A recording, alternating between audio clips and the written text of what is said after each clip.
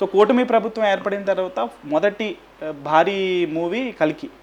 So కల్కికి ఏ రకమైనటువంటి మద్దతు కూటమి ప్రభుత్వం నుంచి ఉండబోతుంది? ఎందుకంటే గతంలో టికెట్ల పరంగా కావచ్చు, అంటే టికెట్ల పరంగా కావచ్చు, బెనిఫిట్ షోల పరంగా కావచ్చు, రెగ్యులర్ ప్రాసెస్ అది.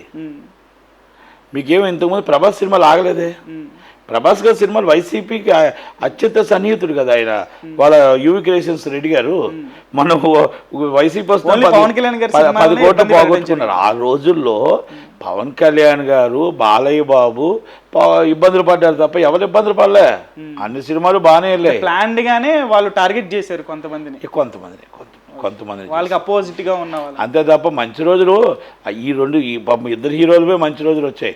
అందరూ ఇప్పుడు మంచి రోజుల్లోనే ఉన్నారు. ఇప్పుడు సినిమా ఇండస్ట్రీ మంచి రోజులు వచ్చాయంట. సినిమా ఇండస్ట్రీ ఎప్పుడు మంచి రోజుల్లోనే ఉందండి. అక్కడ అందరూ బాగానే చేసుకున్నారు. వెళ్ళడం అన్నది అందరూ బాగానే వెళ్ళారు. ఎవరు పాపం ఇండస్ట్రీలో కొంచెం ఒక అడుగు ముందుగా చిరంజీవి గారు బాధపడ్డారు. చిరంజీవి గారిని తీసుకొచ్చి అవమానించారని ఫీల్ అయ్యాము. అంతే తప్ప అందరూ బాగానే ఉన్నారు. అక్కడ అక్కడేమి పోసాని కృష్ణమురళి బాగలేడా, ఆలీ బాగులేడా, అక్కడ దిల్ రాజు బాగులేడా, నిరంజన్ రెడ్డి గారు బాగలేరా, యువి క్రియేషన్స్ రెడ్డి గారు బాగలేరా, ఎవరు బాగలేరు చెప్పండి? అవునా కదా? ఇది పవన్ కళ్యాణ్ గారు ముందుగా అనలేదు. అది ప్రభాస్ గారి సినిమాలు ఆల్రెడీ రొటీన్. ఇంత లాస్ట్ టైం సలార్ వచ్చింది, మరి ఆ గవర్నమెంట్ ఉంది, మంచి రేట్స్ వచ్చాయి కదా. అలాగే బిఫోర్ ఆల్రెడీ ఆదిపురుష్ వచ్చింది, మంచి రేట్లు వచ్చాయి కదా. మొత్తం అన్ని సినిమాలకు వాళ్ళకేం అబ్జెక్షన్ లేదండి.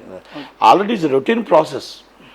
సో కల్కి వరకు చూసుకుంటే ఇప్పటి వరకు బుకింగ్స్ చాలా బాగా జరిగాయి అని చెప్పేసి status extraordinary bookings. So opening ఏ విధంగా ఉండబోతుంది అని చెప్పేసి? ఓపెనింగ్ ఉండడం అని లేదండి, నా భూతో నా భవిష్యత్తు. ఇస్ ద ప్రపంచంలో టోటల్గా వరల్డ్ వైడ్గా ఆయనకున్న ఫ్యాన్ ఫాలోయింగ్, ఆయనకున్న రేటింగ్ ఎవరికి లేదు. ఎందుకంటే it's a great hero. Okay sir, నైజాంలో ఎవరు డిస్ట్రిబ్యూట్ చేస్తున్నారు సార్ ఈ సినిమా? సునీల్ డైరెక్ట్ దత్తుగారే చేసుకుంటున్నారు. ఓకే, డైరెక్ట్ రిలీజ్ చేస్తున్నారా? సో దత్తు గారు కూడా రిజల్ట్స్ రాకముందు కూటమికి 160 సీట్లు వస్తాయి ఖచ్చితంగా అని చెప్పేసి చెప్పినటువంటి వీడియో రిజల్ట్ వచ్చిన తర్వాత బాగా వైరల్గా మారింది.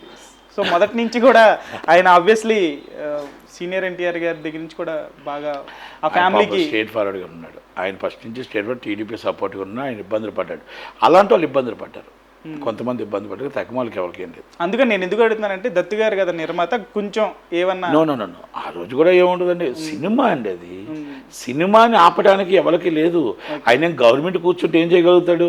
ఏం చేయలేడు. కాకపోతే ఏంటంటే పవన్ కళ్యాణ్ గారి బెనిఫిట్స్ లేకుండా ఎంఆర్ఓలు కూర్చోబెట్టి ఎంఆర్ఓలతో టికెట్లు అమ్మించి ఇంకా బ్లాక్ మార్కెట్ కూడా చేయించారు ఎంఆర్ఓలతో.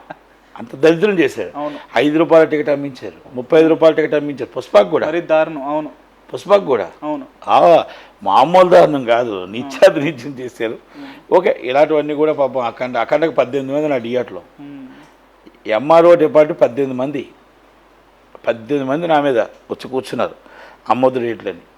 నేను అమ్మేది చూపించా, కేసు పెట్టుకోమని. సో ఇలాగ చాలా మంది అండి, ఒకటి కాదు, అందరిని ఇబ్బంది పెట్టారు.